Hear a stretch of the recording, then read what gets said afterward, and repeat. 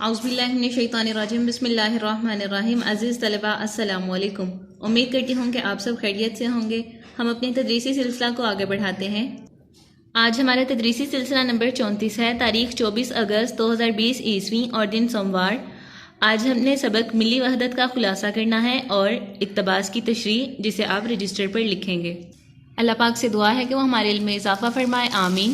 سبق کا سب سے پہلے عنوان لکھیں گے۔ سبق کا عنوان ہے ملی وحدت۔ اس کے بعد خلاصہ کی سرخی لکھیں گے۔ خلاصہ میں جیسا کہ آپ جانتے ہیں کہ ہم کلیدی الفاظ کا استعمال کرتے ہیں، سرخیاں نہیں لکھتے۔ اور خلاصہ سبق کا لب لباب ہوگا، اس میں خیالات مصنف کے اور الفاظ آپ کے اپنے ہوں گے۔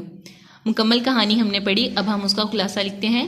حامد کو اسکول سے واپسی پر دیر ہو گئی تو امی جان کو اس پر تشویش ہوئی۔ تشویش مطلب فکر ہوئی، مگر ابا جان نے کہا کہ ہو سکتا ہے اسے کوئی کام پڑ گیا ہو۔ اتنے میں حامد گھر میں داخل ہوا۔ ابو نے دیر سے آنے کی وجہ پوچھی تو حامد نے بتایا کہ راستے میں کالج کے طلباء اسرائیلی فوجیوں کے خلاف مظاہرہ کر رہے تھے، جنہوں نے نہتے مسلمانوں کو شہید کر دیا۔ نہتے مطلب جن کے پاس کوئی بھی اسلحہ نہ ہو یا کوئی جنگ کرنے کے لیے نہ آیا ہو۔ امی جان نے حامد سے کھانا کھانے کے لیے کہا۔ کھانا کھاتے ہوئے حامد نے ابا جان سے پوچھا کہ اسرائیلی فوجی فلسطینی مسلمانوں پر کیوں ظلم ڈھا رہے ہیں؟ ابا جان نے کہا کہ میں تمہیں کھانا کھانے کے بعد بتاؤں گا۔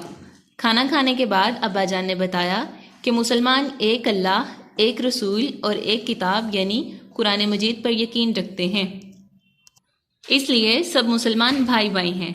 ہمیں تفرقہ بازی سے بچنا چاہیے۔ یہ طلباء جو مظاہرہ کر رہے ہیں، یہ فلسطینیوں پر اسرائیلیوں کے ہاتھوں ہونے والے ظلم کے خلاف احتجاج ہے، کیونکہ فلسطینی ہمارے بھی مسلمان بھائی ہیں۔ چونکہ ادھر پہلے انہوں نے وضاحت دی تھی کہ مسلمان بھائی بھائی ہیں، پھر اب وہ ان کے فلسطینیوں کے خلاف جو احتجاج ہو رہا ہے فلسطینیوں کے حق میں، ان کے متعلق بتا رہے ہیں۔ حامد نے پوچھا، ابا جان مسلمان تعداد میں 1 ارب سے زیادہ ہونے کے باوجود کیوں ظلم و جبر کا شکار ہیں؟ ابا جان نے بتایا کہ بدقسمتی سے ہم تفرقہ بازی کا شکار ہیں۔ پہلی جنگ عظیم کے بعد سب سے زیادہ نقصان مسلمانوں کی ملی وحدت کو پہنچا، مطلب مسلمانوں کے مذہبی اتحاد کو سب سے زیادہ نقصان پہلی جنگ عظیم کے بعد پہنچا۔ چنانچہ بہت سے اسلامی مفکرین نے مسلم اتحاد کا نعرہ بلند کیا اور اس کے لیے ایک ادارہ قائم کیا جو معتمر عالم اسلامی کے نام سے مشہور ہوا۔ چونکہ یہ ادارے کا نام تھا اس لیے ہم نے اس کو مارکر کے ساتھ لکھنا ہے۔ اس کے علاوہ تنظیم عالم اسلامی OIC بھی مسلمانوں کی تنظیم ہے۔ کچھ اسلامی ممالک کے حکمرانوں نے اسرائیلی حکومت کے ساتھ تعلقات قائم کیے ہوئے ہیں۔ حامد نے پوچھا کہ مسلمانوں میں حقیقی اتحاد کیسے قائم ہو سکتا ہے؟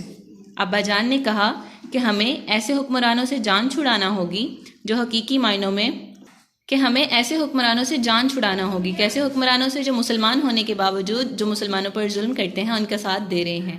ایسے حکمرانوں سے جان چھڑانا ہوگی اور حقیقی معنوں میں مسلمان بننا پڑے گا۔ یہ تھا سبق کا خلاصہ۔ آگے ہم اقتباس دیکھتے ہیں۔ اقتباس کے لیے پیراگراف ہے، پہلی جنگ عظیم کے بعد یہاں سے لے کر مسلمانوں کی فلاح و بہبود کے لیے کوشاں ہیں۔ اس پیراگراف میں آنے والے مشکل الفاظ، ان کے آپ معنی تحریر کریں گے اور تشریح لکھتے ہوئے الفاظ کے معنی کا استعمال کریں گے۔ سیاق و سباق بھی درج کریں گے۔ مشکل الفاظ کے معنی، سیاق و سباق اور پیراگراف کی تشریح سرخیوں کے ساتھ لکھیں گے۔ امید کرتی ہوں کہ آج کے سبق کی آپ کو سمجھ آ گئی ہوگی اور آپ اپنا گھر کا کام مکمل کریں گے انشاءاللہ۔ اللہ حافظ۔